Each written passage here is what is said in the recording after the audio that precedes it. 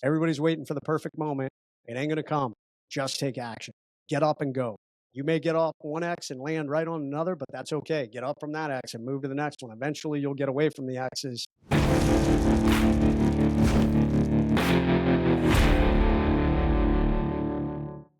Welcome to the Men's Alliance podcast. Men's Alliance is a growing movement of tribes across the nation that meet weekly for rugged outdoor workouts and a real-world devotion around a fire. If you want to be a part of what we're doing, join us at men'salliancetribe.com, where you can find a tribe near you or come to one of our Start the Fire weekends. So check us out at men'salliancetribe.com. Now stay tuned for this great podcast. Welcome to the Men's Alliance podcast. I'm Dave Mills Goose, and got a really special guest today. Excited to have Jason Redman on the Men's Alliance podcast. Jason is a retired Navy SEAL. He's a New York Times and Amazon best-selling author of The Trident, Overcome, and Point Man Planner. And Jason's defied the odds multiple times, from a leadership failure back to redemption and respect to being shot 8 times, including a round to the face. Jason is the epitome of the overcome mindset that he teaches and that we're going to be talking about today. So, Jason, thank you for being here and welcome to the Men's Alliance podcast. Goose, honored to be on. Thanks for having me. Yeah, man. So, obviously, you've got a heck of a story. Probably several dozen amazing stories. If you could just introduce yourself tell guys a little bit about the background that brought you from where you were to deciding to write some books. Tell us about those highlights. Yeah, to give you the Reader's Digest version, young kid, who bounced around, divorced family, but bounced around between parents, grew up in a household that valued service and always aspired to serve. So joined the military at 17 when I was still in high school. As soon as I graduated, I headed off to boot camp. Started SEAL training 18, 19, and became a SEAL. I think I was 20 when I got my Trident. Launched on an amazing career. Traveled the world, did a lot of stuff down in Central and South America, counter drug operations. Started to get a little too big for my britches. Was doing really well and was leveling up and was recommended for a commissioning program. But also about that time, I started running with 2 dangerous friends, guys by the name of Ego and Arrogance. Became a young SEAL officer and kind of lost my way. I was more focused on me and less focused on the mission and growing guys and the team, and made some mistakes and almost got myself kicked out, hit rock bottom.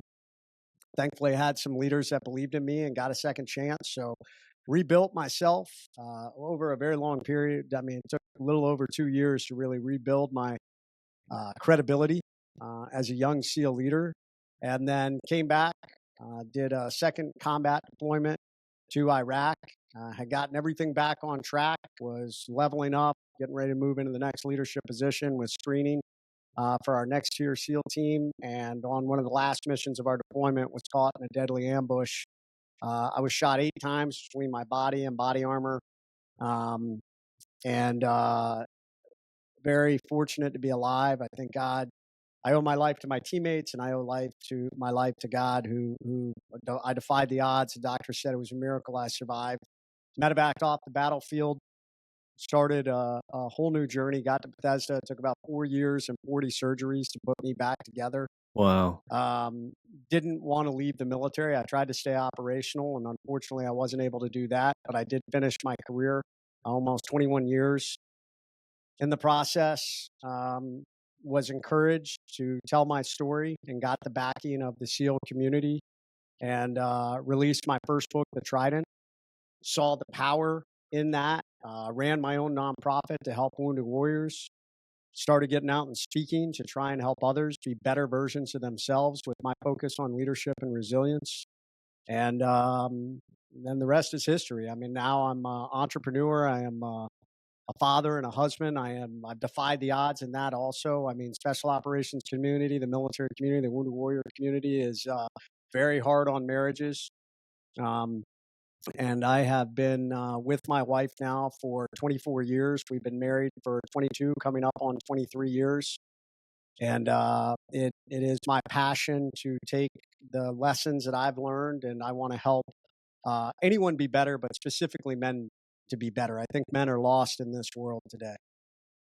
And for sure, we totally agree with you on that point, which is why we're here as well. And on behalf of an Air Force guy who spent his career sitting in a cushioning cockpit, thank you for your service, brother, because you were the boots on the ground down there, actually doing the work. So hats off to you, man.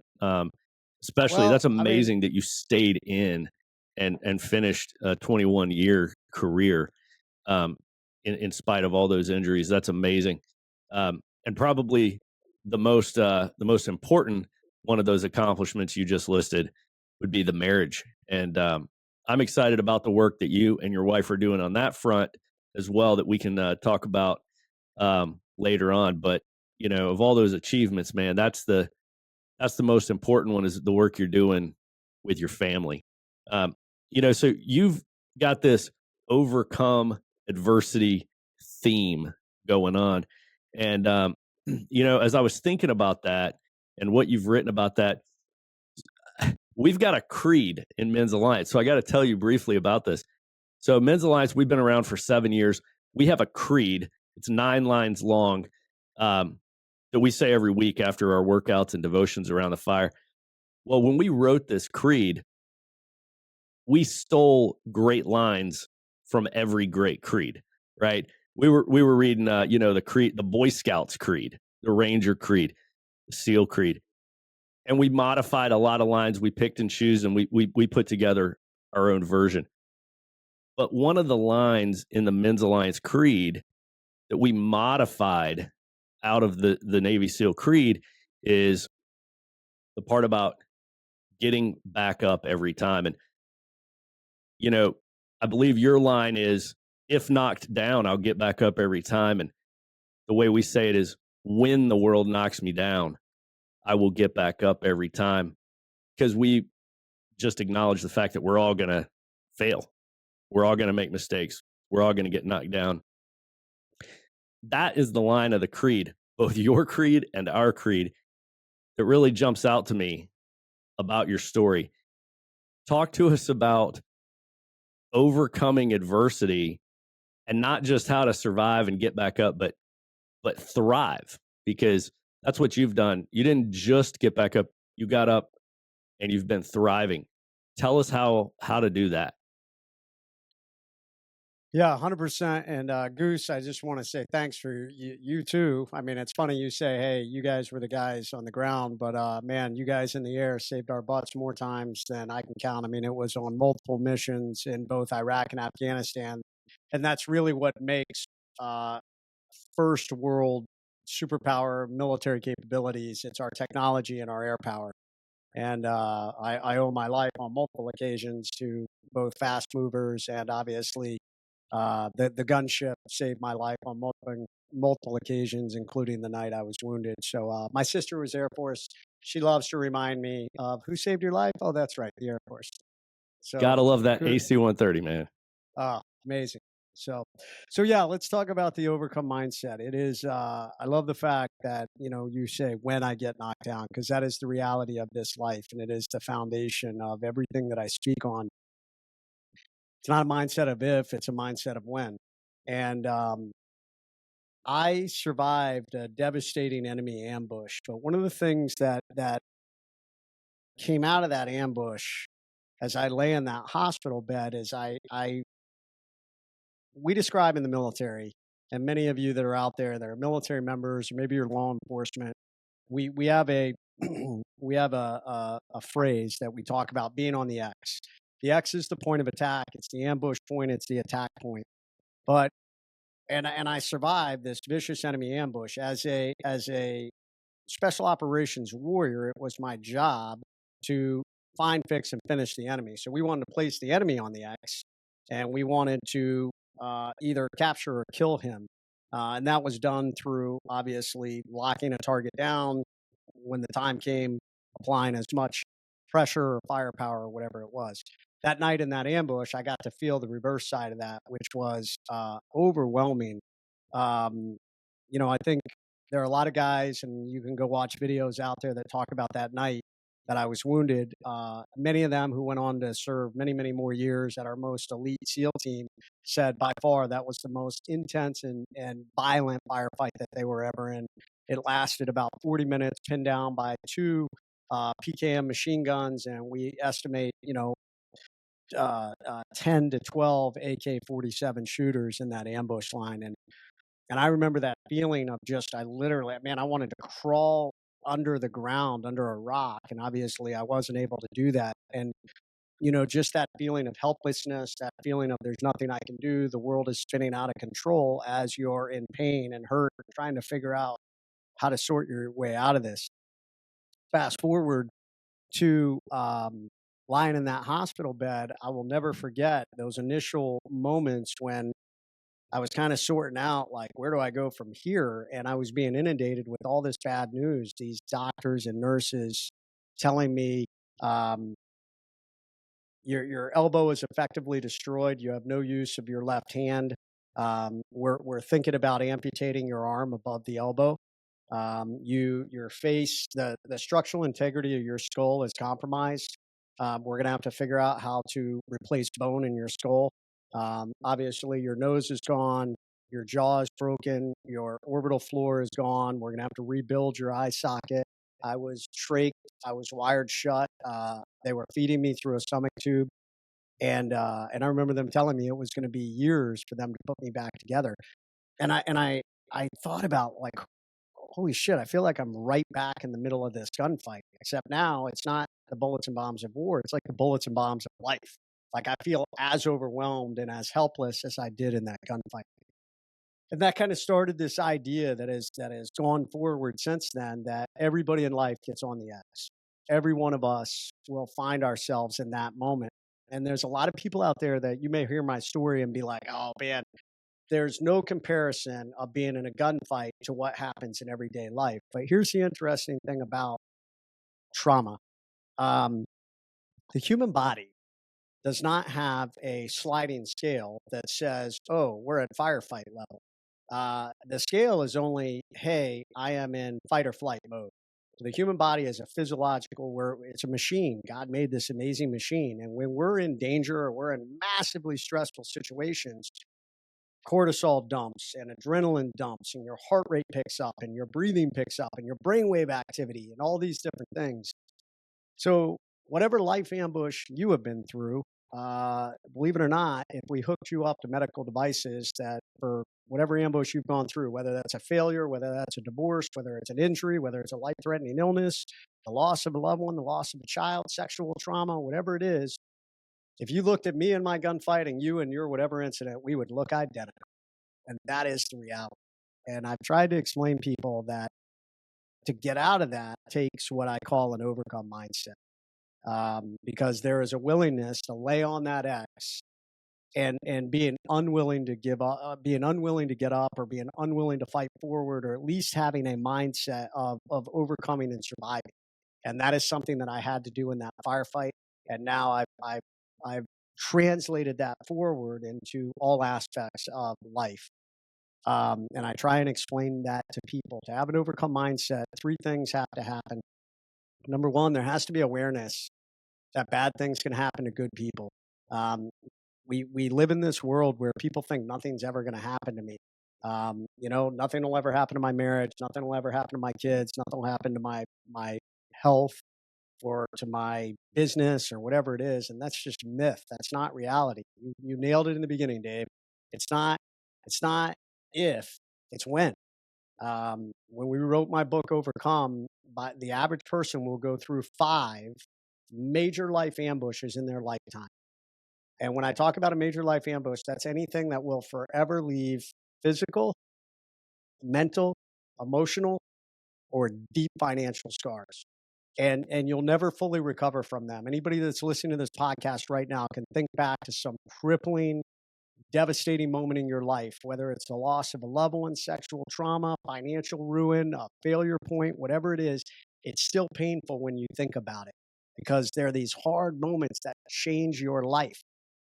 The difference in individuals are, I've met a lot of people that have been through those moments and it destroys them. They never get off the X. They sit on it, they dwell, they become a victim, and they never move forward. As a matter of fact, for many people that I've seen, they become a lesser version of who they were before this happened. Others actually get up and drive forward, and that moment becomes the launch point, and they're willing to overcome. So number one is awareness that bad things can happen. Number two is preparation. We have to mentally prepare and physically prepare. And this is one of the reasons why I encourage guys, you need to work out. I owe my life to God who saved me. I owe my life to the doctors, but they tell me that my fitness was one of the key things that my body was able to withstand the shock and trauma, because I was in such good shape. I was probably in the best shape of my life because I was training to screen for our next tier team. And so there's awareness, there's preparation, and then the last one is action. You have to get up and move. You cannot lay there and feel sorry for yourself, which is what most people want to do. We are living in a world that the world wants to tell you you're a victim. They want to tell you that if you're a man, you're, toxic. They want to tell you race, creed, color, gender. I don't care what it is. We want to build a world of victims. And because it's threatening for people who have the ability to get up and lead themselves and find success. And I honestly am beginning to believe that that a lot of our elected officials don't want that. They want you dependent on them. And an overcome mindset is not that. An overcome mindset says, I will lead myself to success. I will accept the fact that it's great to build a team of individuals who will be there for you. But at the end of the day, the only person who's going to ensure that you will survive and get up is you. You are the cavalry. Now, hopefully you can build a team of people that'll come help you, but it starts with you. It starts with your mindset, and it starts with an idea that I'm going to get off the X every single time. And you just said so much greatness right there. What was it? Aware, prepare, move. Yeah. Awareness, preparation, action. Yeah. And I think those are such important, themes. One of the things we talk a lot about as we build leaders in Men's Alliance is, would be your third one, the action. It's better to do the wrong thing than nothing, right? Just move, just get in the game, just speak up, just take action, take a stand. And, I think about applying the action, applying that to scenarios like trying to lead your family in prayer. I mean, like, that's one of the scariest things for a lot of men. Super intimidating, because we know all of our own failures, and our wife probably knows all of our own failures, right? And it's like, man, we can just get like paralysis there, and we know what we should do, but we don't want to do anything because we're afraid of messing up, and we're afraid that we're not qualified to lead. And I think that theme right there for moving yourself off the X, even if you get it a little bit wrong, it's still better to do it wrong than to not do anything. Man, guys, we've got to apply that, when it comes to spiritual leadership as well. It's better to be an imperfect leader of your family than to just do nothing or be absent. So that was one of the things. And then, what you said, I'm really glad to hear you say that. That was just very powerful to hear a guy with your combat story talking about, the kind of the equal playing field for trauma. And, a lot of people, they feel like they can't possibly have PTSD because they haven't ever been in a gunfight in combat. Right. And so, like, most of us who have not had a best friend die in our arms feel like we're not qualified to have that label. But that list you just rattled off about all those different traumatic events, um, man, the majority of those things statistically happen to women and children. So if there's any demographic that's going to be the most uh, prone to having PTSD, it's women and children because they're traumatized sexually at staggering percentages, and also just the trauma of any kind of abuse. So I want people to understand that, man, if you've got trauma, you may have PTSD, you may be struggling with that, and you don't have to have been in combat to have that. You need to get the help that you need to get, um, because, like you said, the brain knows fight or flight, and it doesn't really distinguish all the nuances that we tend to apply to it. So I think that's a very powerful message, especially coming from a guy who has been in combat, for us to help understand what the world is going through. You know, it seems like this phrase is kind of ubiquitous. I've seen it on like T-shirts and stuff now, saying, everyone you meet is fighting a battle that you know nothing about. That line, and that is a very true, very powerful statement to remember. You have some visible wounds, and not everybody's else's are visible like that, but we've all got them. Absolutely got them. Goose, I take that a step further when I tell people everyone lives in their own personal hell. Mm. So, uh, whatever you've been through, even if it's a small thing, I mean, I try and talk about this, with this in leadership. If someone comes to you with a problem, for them, it's a problem. Even if, you're far more experienced and you want to be like, oh my God, this is the most ridiculous thing you're bringing to me, but you're belittling them and you're Hmm. downplaying the challenges or problems that they're facing. And, you know, yes, perspective makes a difference, but experience makes a difference, wisdom makes a difference, and leadership makes a difference. So yeah, I always tell people, hey man, don't downplay what people have gone through. I would see it in rehab. When I was in rehab after I got shot, frequently there would be other guys in there, and as soon as I would come in and start working, they'd get up and they'd be like, man, I'm leaving. I'm not really that hurt. And I'd be like, bro, listen, man, you've got a torn tendon. Like you're hurt. You got hurt in training. So no, maybe it wasn't combat, but listen, you still have to rehab and recover, no different than I have. And that it's painful and all these things. So yeah, perspective makes a difference, and everybody lives in their own personal hell, and you've got to figure out how to climb out of that hell. I know that I'm the most prone to commit that error when it comes to one of my kids, because they bring you their problem, and I'm thinking, hopefully I'm not making a face that says it either, but I'm thinking, oh my gosh, what a silly little problem. Wouldn't it be great if that was my problem, right? I'm thinking that, but we've got to remind ourselves, hey, in their world where they live, this is huge. This is as big a problem as maybe they've ever faced in their life. So take it seriously. And I don't always get it right, but I think it's important as men to not, kind of play the game of measuring who's got the bigger problem, but like, hey, take every problem seriously, and this is big for this person, and this is a great chance to, you know, to improve our relationship by caring, showing them that I care and helping them, regardless of the size of their problem, right? Yeah, 100%. You nailed something else that I've been seeing a lot of recently, and even I'm guilty of falling into. I'm sure you have. You talked about guys who the challenges with I am broken, so who am I to step in front of my family and pray or lead? Um, yeah, none of us are perfect. Although it's, I feel like there's this race to perfection out in the social media world that we all want to show this higher level of, man, I'm so perfect. Man, I saw a guy post the other day like I never watched Netflix or something, and and really denigrating anyone who watches Netflix. Like you're wasting your time. I've also seen it where people are like, "Hey, if you truly want to make it forward in this life, then you should be working every minute of every day, and that's truly grinding." And I'm like, this message, if you put that out to the average person, they're going to take that to heart. And then because none of us are perfect, because none of us are able to operate at 100% level all the time, they're now going to feel like they're a failure. Yeah. And I think that we're all failures. I mean, man, I've failed so many times in my life.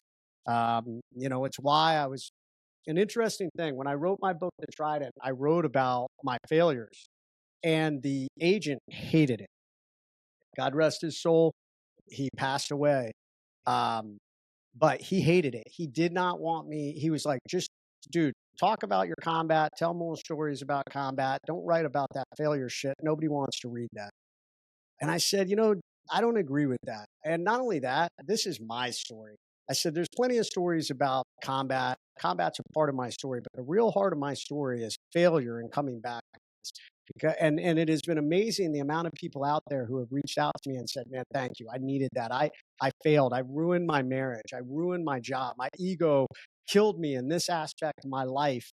And I've been a shell of who I was. And you gave me hope that I can rebuild myself. And I think that's critical to understand. And I speak on leadership and I screw things up at times. We're human. We shouldn't set the benchmark at perfect. We should just set the benchmark at, hey, this is what I need to do. I'm going to take action on this. Stop thinking about that. Hey, I made this mistake before, or maybe even I made this mistake. Maybe I blew up on my wife and kids 10 minutes before sitting down and doing this. Well, guess what? Welcome to being human, man.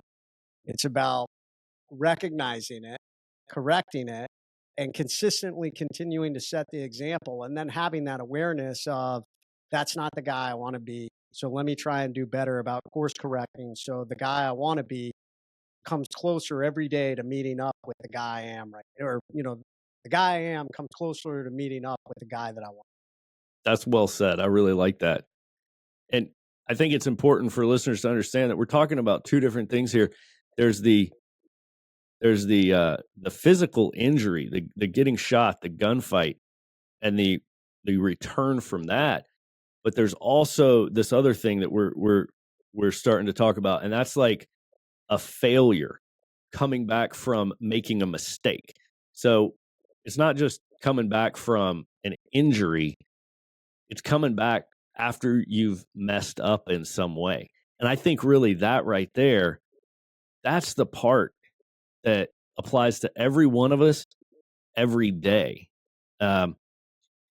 So, you know, this applies to the business world. You mess up at your job, military, you mess up, come back, anything that you're involved in. But nowhere is it more important than in your family and in your spiritual life, because that's where we're going to all continue to fall, and we've got to be able to get back up every single time. You can't stay on the bench. You can't just take a knee in your spiritual life or leading your family. So, Jason, do you have any sort of messages you tell yourself, or tips, or whatever, for how do we come back after a failure? What's some of the ways that you've found useful that can apply to all of us?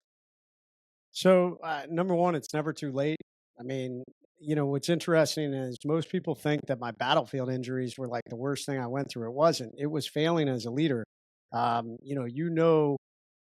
We hold each other to a pretty high standard in the military and special operations. It's an incredibly high standard. And when someone fails, or we feel like they are not measuring up, and God forbid we feel like they're dangerous, we will ostracize and do everything we can to move them out of the community. And sometimes, if it's egregious enough, then they will be moved outside of the community.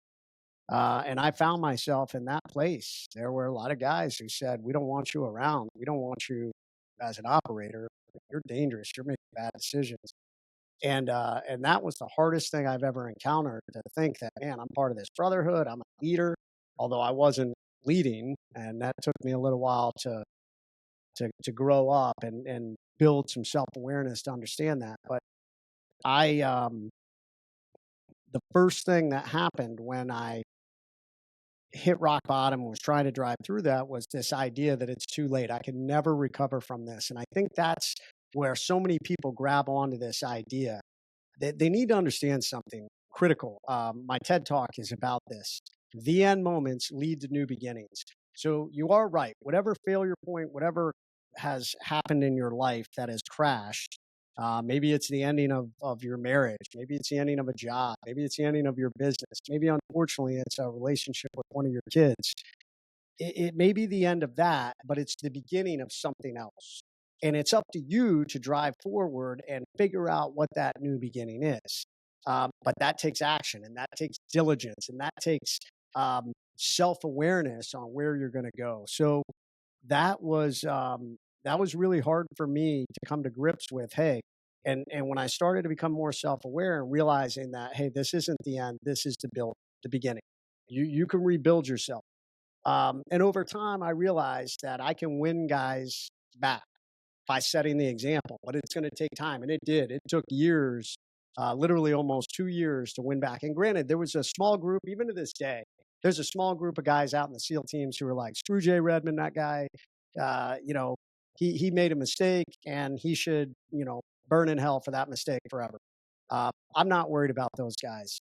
It's unfortunate there are some people that live their life that way. But the majority of guys who I had the opportunity to work directly with and show that I had the ability to be a leader, to be aware, to focus on the mission, take care of the guys.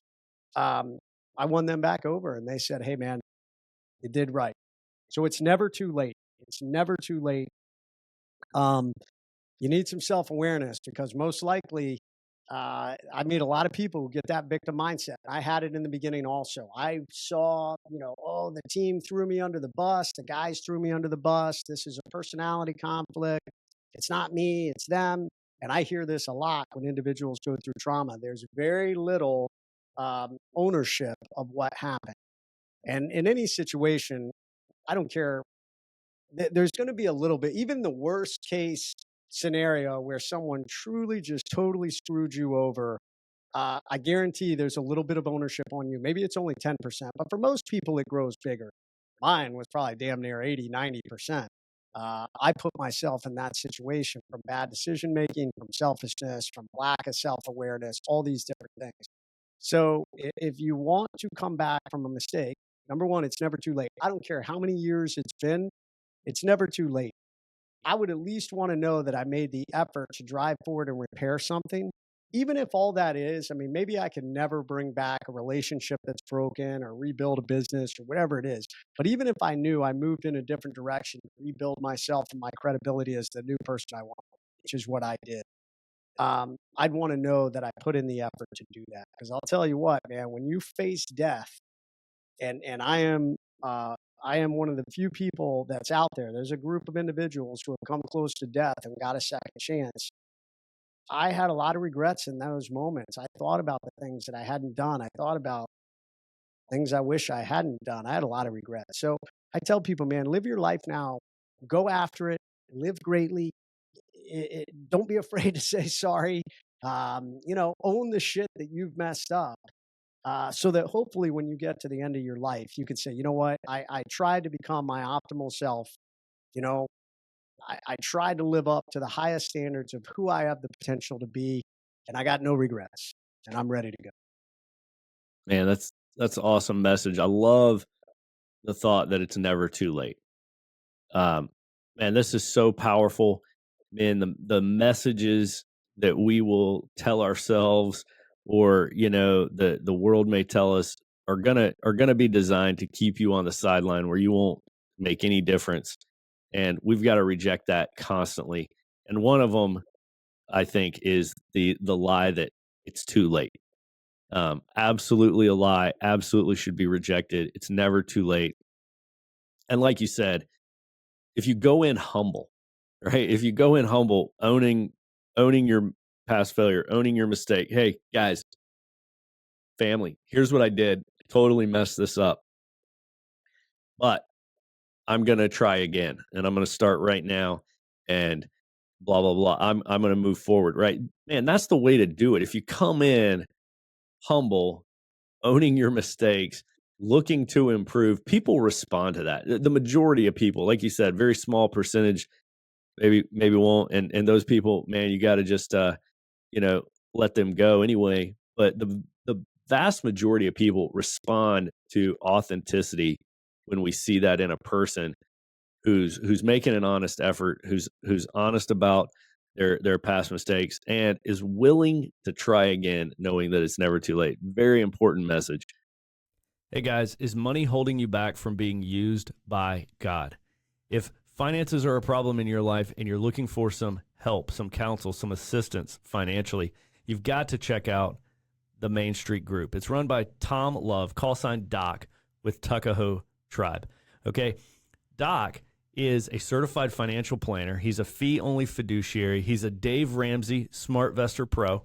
He uses Charles Schwab assets. He will help get you on course in ways that you didn't even know you were off course. He's not just a sponsor of the podcast, but my wife Carrie and I, we use him for our finances personally. He's helped us a ton. He's been ranked number 2 in the Richmond Times Dispatch, number 1 in Style Weekly. He's a top 40 under 40 investor. He's been featured in the Wall Street Journal, Forbes. He is the man to see to get you on course financially. God saved Tom spiritually and physically, and God is the reason for Tom's success, and he wants to help others succeed also. So whenever you go see Tom Love, aka Doc, don't forget to mention that you are a part of Men's Alliance, and he will donate your first year of fees back to Men's Alliance nonprofit 501c3. So he's not only helping you, but he's helping our ministry as well. So do yourself a favor, go see the Main Street Group with Tom Love. It's in the show notes.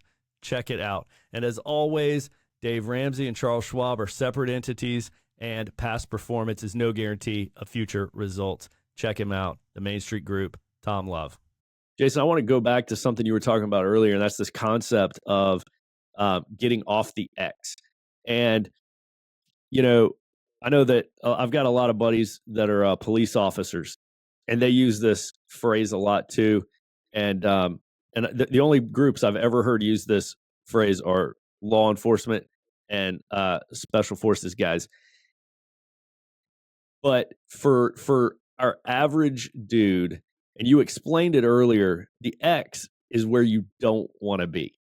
Right. We want to be not on the X. The X is where, if you think about the Looney Tunes cartoons, if you're standing on the X, that's where the anvil is about to drop on your head. Right. So, but applying this concept to any stage of life, whether we're finding, like in our marriage, we begin to become aware that we're standing on the X, or in our spiritual life, or at work, or wherever, when we start to notice that we're on the X, we start to have that feel. What should we do? What can a guy do to get off the X? How do we go from being on it to not being on it? So in my book, Overcome, we have a tool called the React methodology for getting off the X.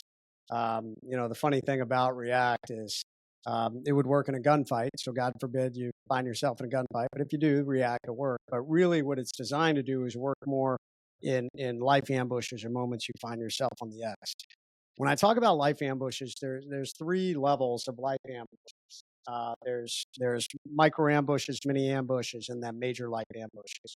I'll go backwards, and major life ambushes are pretty simple. There are things that will forever leave physical, mental, emotional, or deep financial scars. I mean, I have been through 4 major life ambushes in my lifetime. The average person will go through at least 5. We've researched and kind of evaluated. Obviously, there are people that'll go through more.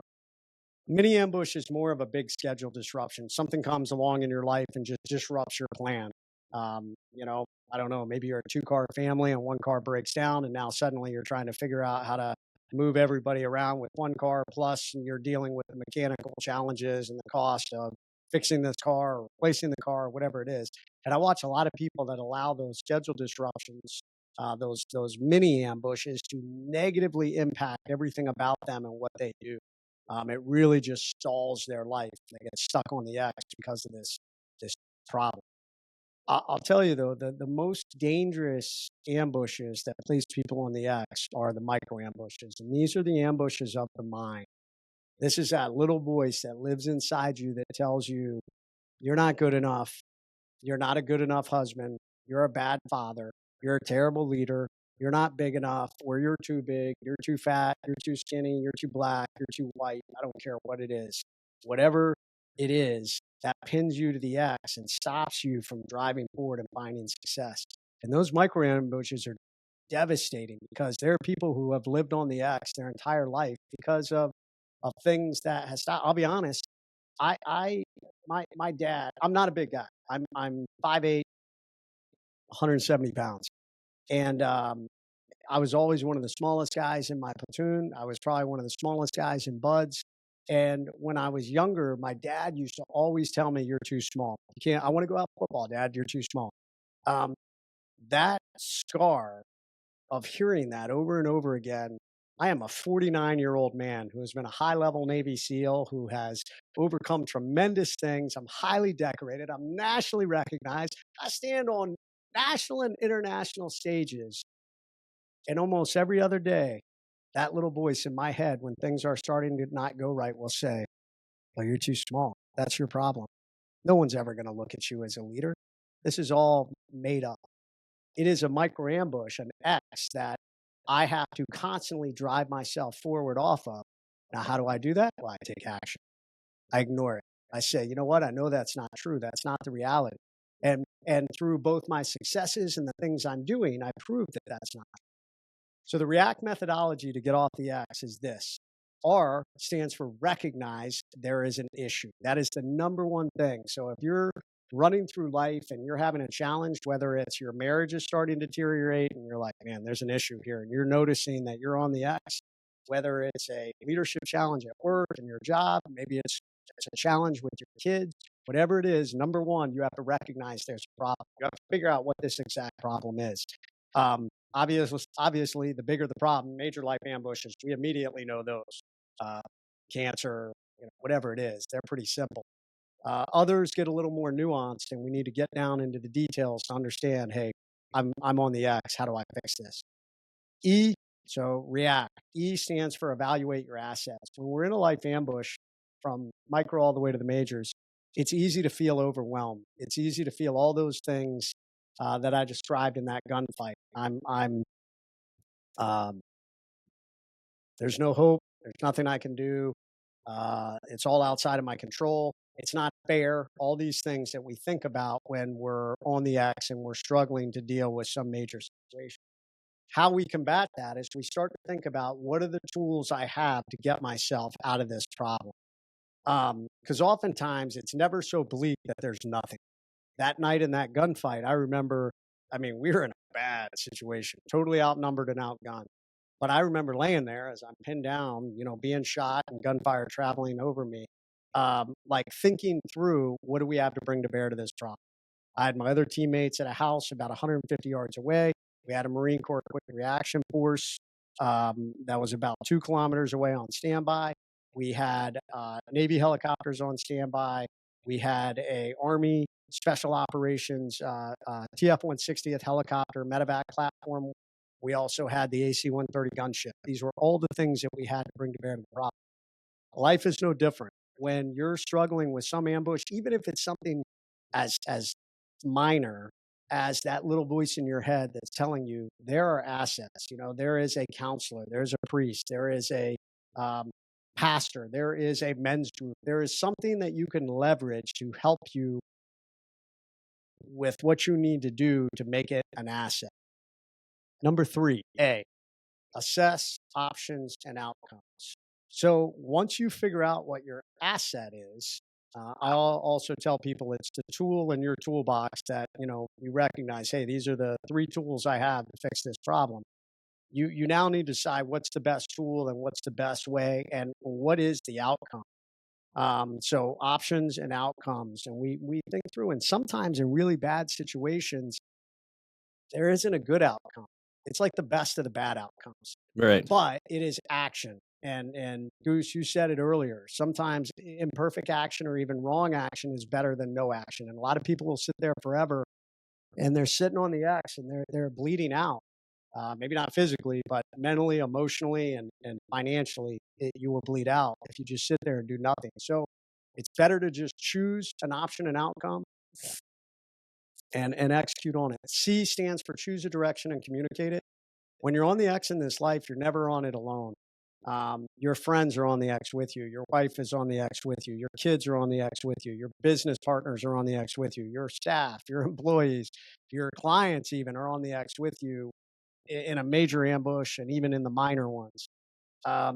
So when you recognize, hey, here's the problem, here's my assets, this is where we're going to go, this is the outcome I'm trying to achieve, don't hold it inside. Leaders need to communicate, especially because when people are stuck on the X, they're there with you and everybody's kind of like, where are we going to go? What are we going to do? You know, dad's messed up, the boss is messed up, my husband's messed up. What are we going to do? And suddenly when you say, all right, guys, here's what we're going to do, you know, kind of the old, there's a fire in a building and somebody says, follow me. And you're like, yes, let's get out of this burning building. Follow that guy. So, and then the last one is T, we have to take action. It's the most critical part. We go through this process. Everybody's waiting for the perfect moment. It ain't going to come. Just take action. Get up and go. You may get off one X and land right on another, but that's okay. Get up from that X and move to the next one. Eventually you'll get away from the X's and you'll get progress. You know, momentum is critical. When you get up, you start to build momentum and it gets easier to move off multiple X's. The hardest time is in the initial get up point. I tell people that initial X is like quicksand. The longer you sit on it, the more it pulls you down and the harder it is to get up and drive forward. So that's why I tell people you have to build a mindset to just always, whatever is going on inside your head, man, I'm constantly telling myself, I got to get off the X from this, man. I got to drive forward. I can't let, you know, whatever thing is dragging me down or whatever is diverting my attention, I got to get up and go. Yeah. You know, in some studies that have been done on people who went through the same traumatic event, but one person got PTSD from it and the other person did not. There have been lots of these studies that have been done, both from combat, where two guys are in the same gunfight. One guy gets PTSD, one doesn't, examining what caused that. Another one is car wrecks. Two people in the same car wreck. One person gets PTSD, one doesn't. Why is that? One of the most important things they discovered was if you have the ability to move during that event, you're much less likely to get PTSD. The person that crawls out of the car and calls 911 is probably not going to get PTSD. The person stuck, trapped, pinned down, whether physically or emotionally. If you're pinned, if you do not move, if you do not have agency to take action to affect a change, your trauma is accumulating in you. And so that's one of the reasons why it's so important to move, to act, to get going, even if it's not in the right direction. Like you said, you may land on another X. That's okay. You're going to move off of that one as well. But it's when we take that action, when we move, that we start actually, that's like preventive maintenance for mental health care, right? We're actually at that moment, think of a micro ambush like you were talking about. If you're telling yourself, if you've got this negative message in your head, if you can take action, you're going to reduce the effect that negative voice actually has on your life. You're going to reduce its power to inflict trauma. So this REACT acronym is just absolutely powerful. This is a fantastic tool. Guys, you know, just hearing you say this, Jason, I wouldn't have realized that those voices in our head, like you mentioned from your dad, just those negative messages, I wouldn't have thought about those as being micro ambushes, but they absolutely are, as I hear you describe them. And I think you even said that those are some of the most devastating, some of the most harmful. The big ones, we see them, we recognize them. It's those little micro ones that can be so insidious, right? 100%. And I will say this, that, you know, talking about individuals that have been in that traumatic situations that had the ability to move or not, there are individuals that have been in those situations. Like if you look at sexual assault, where maybe it's an individual who was pinned down and sexually assaulted, and they wanted to do everything in their power to stop that individual, but they were unable to. They couldn't fight back. And now there's all this guilt and shame because they were like, I should have done this or I could have done this, but they were frozen by fear or whatever it is. I want to tell you, it is never too late. It is never too late. And when you start to take action, this idea of taking action doesn't have to have it happen in the moment. It doesn't have to have happened in the car or the gunfight or, Right. wherever something bad happened to you. It can be later. I have a firefighter friend of mine who is now speaking on mental health, and he went through a very traumatic event. His wife, he was literally on duty, got called to a house. It ended up being his house, and his wife literally passed away as he did CPR on her with his 7-year-old daughter in front of him. And he Mm. carried so much pain and grief and was on the X for years, for 7 years. And he found my book, Overcome, where we talked about this. And he wrote me and he said, your book finally showed me that I'm still sitting on this X. So it's never too late to get up and go. And there's so much healing in that. He That's now right. is helping others. And I think that's one of the most powerful things I try and tell people. That's leadership. Going through a traumatic event and not allowing it to own you and owning it and showing others how to drive forward through it. And it doesn't mean you're perfect. It doesn't mean you're like, oh, I'm totally healed from this and I have no issues.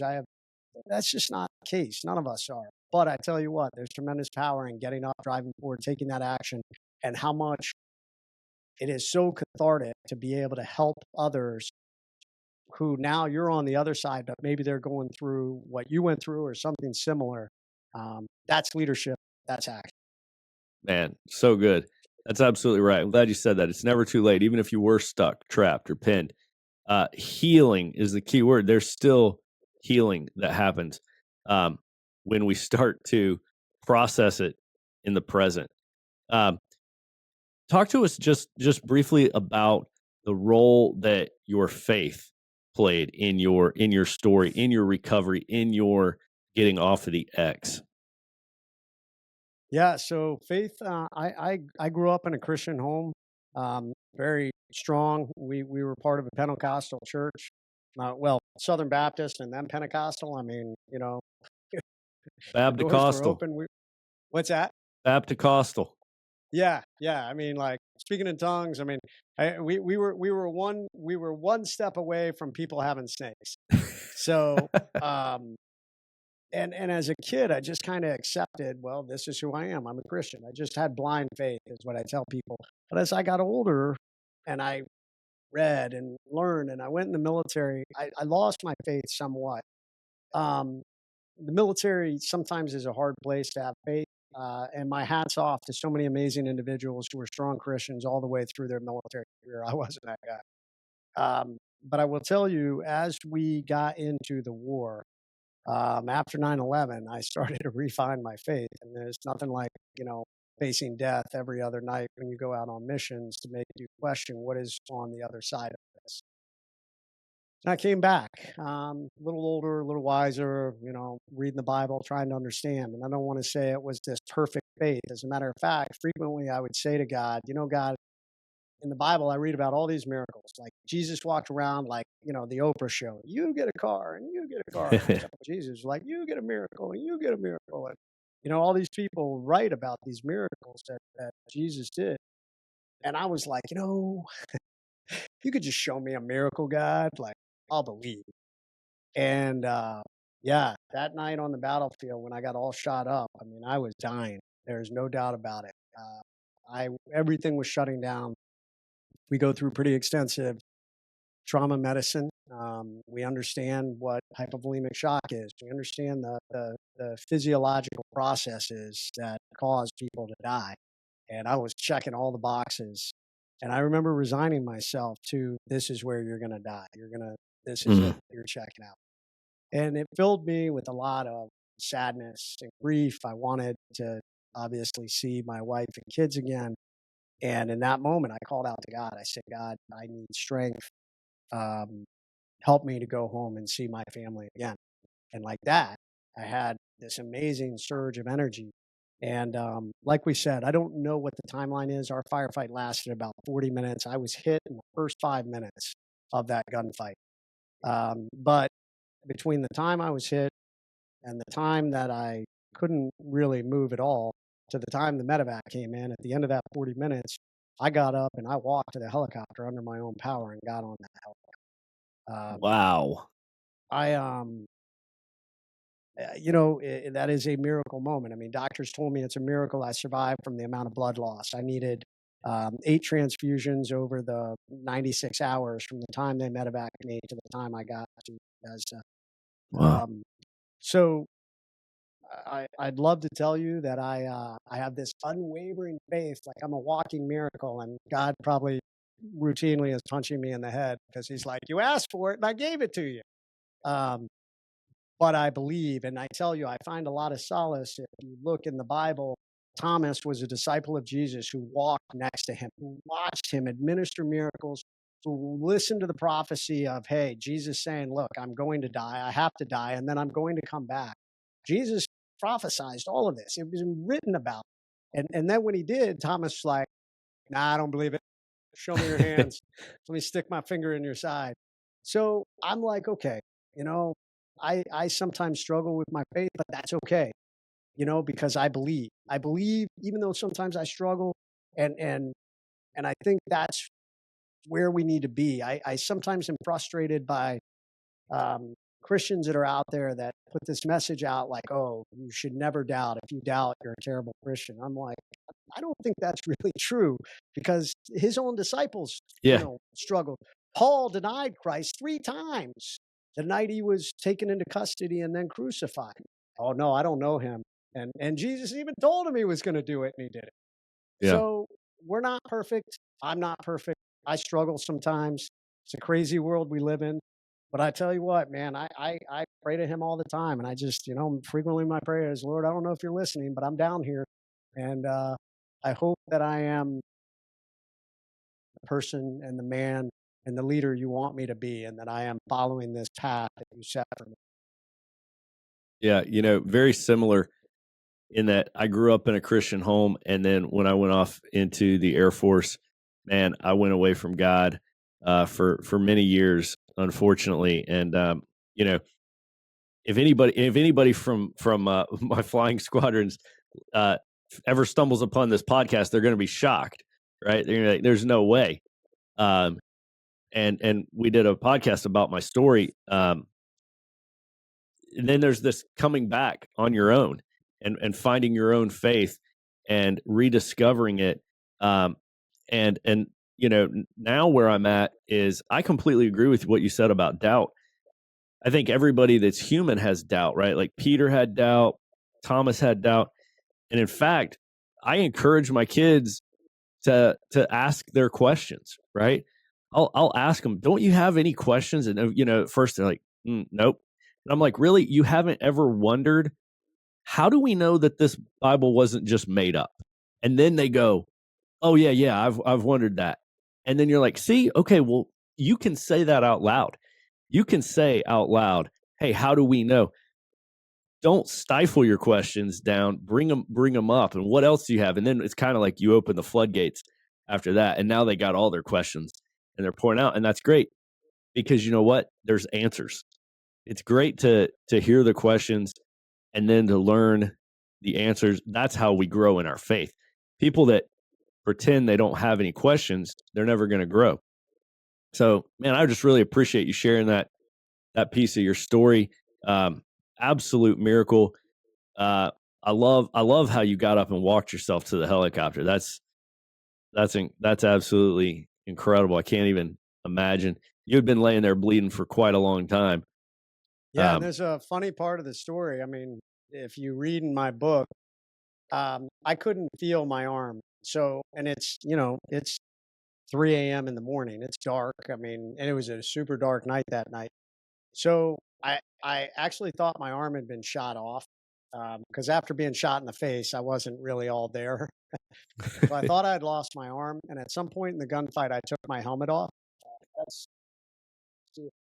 exactly the helmet I was wearing. You Oh can see the man. bullet hole in the temple of my helmet. Holy cow. But I actually took my helmet off in the gunfight and set it next to me. So when I got up to walk to the helicopter, my team leader had started to drag me, and that hurt. And I told him, no, just help me up. I got up, and I walked about 50 to 75 yards. But before I did, I told him, I said, "Hey, grab my arm and grab my helmet." And so that's what I told him in that moment. And of course, he couldn't find my arm, and he's like, "It's attached to your body, dummy."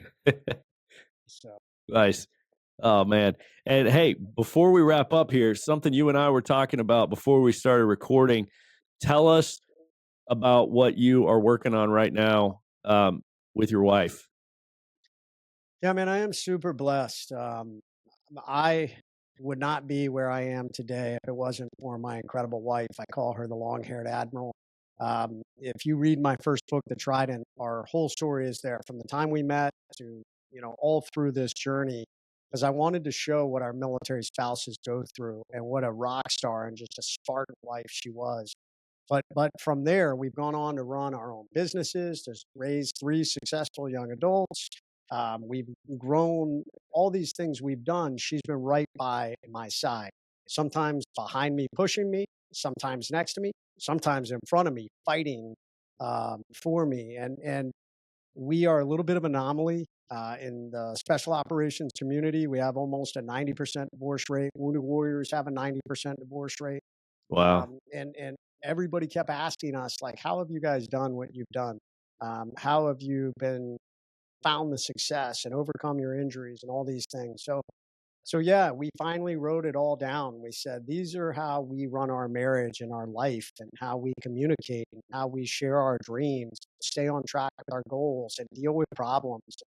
And it became a book that HarperCollins picked up, and it's called Invincible Marriage, and it will come Nice. out February of 2025. And we really, the book, we wanted to focus on the protector community, fire, law enforcement, and military, because Yeah. all of us are driven by a mission. We are protectors. We want to be a part of something where we can help others and protect us. The hard side of that is sometimes we will do it to a detriment to our own family. And it doesn't have to be. You just have to learn to communicate and involve them in the decision-making process. And there's got to be some boundaries and right and left limits that have to happen. Yep. And thankfully, my wife and I were able to do that. But for so many protectors I see out there, there becomes this critical nexus where the spouse isn't being included in the decision making or in the burden of that job, and the protector is so focused on the mission and tries to justify, this is who I am, and you just need to understand you're along for the ride. And it becomes that collision point where it's either the job or me. And man, so many times the protector says, well, it's the job. Mm. And it doesn't have to be that way. So we need strong marriages, man. Men, we need to be strong husbands, strong fathers. And if you're a protector, we need protectors, man. And you don't have to choose one over the other. You can do both. And I hope our book will help guys and gals out there. Such an important message. Invincible Marriage. I can't wait to do another podcast together just on marriage. When I'm not doing Men's Alliance, I do relationship coaching for men. AlphaTangoCoaching.com is that's what I'm passionate about as well. My wife and I, it'll be 24 years this May, and you're absolutely right. That's the most important topic. So I can't wait for that book to come out, and I can't wait to hear you guys, you and your wife, both talking about that more. Guys, this is the most important thing. And you said military, law enforcement, firefighters. I'm going to add Men's Alliance tribesmen to that, because let's face it, if you're a man, you're a protector. And so we got to start having that mindset, because I don't want you to be able to listen to this podcast and think, oh, I'm not in that list, I'm not a protector. Wrong. You're a protector if you're a man.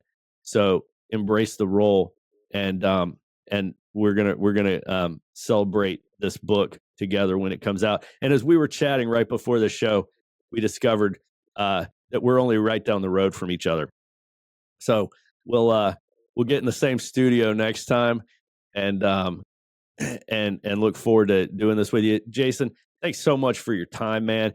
Guys, it's jasonredman.com, and we're going to link his books, The Trident, Overcome, and he's got this really cool journal a planner that helps you plan out your schedule and set your goals together. So we're going to link these things into our show notes here. Check him out.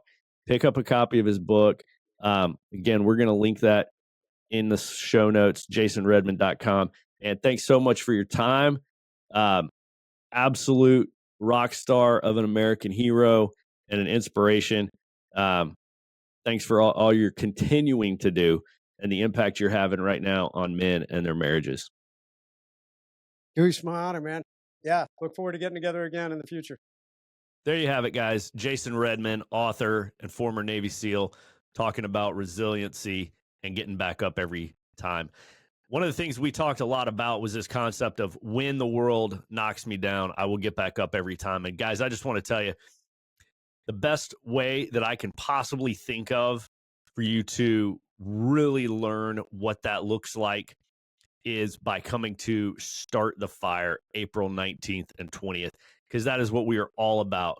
We are all about the Men's Alliance creed, leading, being led, getting back up every time, learning to ask for help, learning to not struggle alone, and working on building the legacy that we want to leave behind. Man, check out Start the Fire April 19th and 20th. This is specifically designed for men who you're listening to this podcast, but you don't live near a tribe. Start the Fire is for you. Check it out, April 19th through 20th, here just outside of Richmond, Virginia. We have scholarships available if the cost of $250 is too much for you.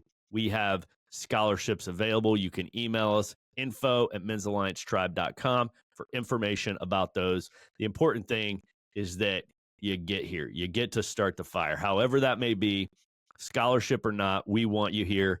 Check us out. Go to mensalliancetribe.com to learn more. Hope to see you at the fire. Thanks for listening to the Men's Alliance podcast. We hope to see you in one of our tribes or at one of our unforgettable weekend experiences. So join us at mensalliancetribe.com.